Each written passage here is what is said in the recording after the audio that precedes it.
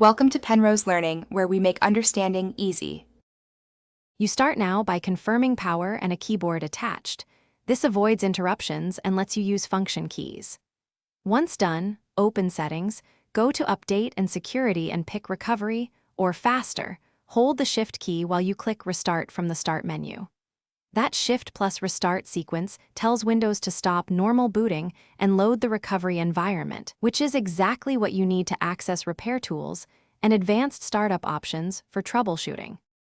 After the PC restarts into the recovery environment, choose Troubleshoot to reveal repair tools. This is where control shifts from normal Windows to recovery utilities.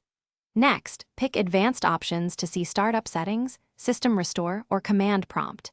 These let you roll back changes or adjust boot behavior. Make sure to read the on-screen descriptions, then select Startup Settings and press Restart.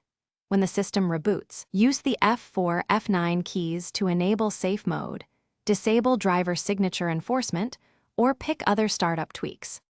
Complete the process by selecting the specific tool you need: Safe Mode for driver problems, System Restore to revert changes, or Command Prompt for advanced repairs, and then follow prompts to apply fixes. Once repairs finish, choose Restart to boot normally and confirm the problem is resolved. If the recovery menu won't appear, make sure to boot from a Windows installation USB or DVD by changing boot order in BIOS/UEFI. This external media gives the same recovery tools when the internal recovery partition is unavailable. Thanks for watching. If this was helpful, leave a like and consider subscribing. See you next time.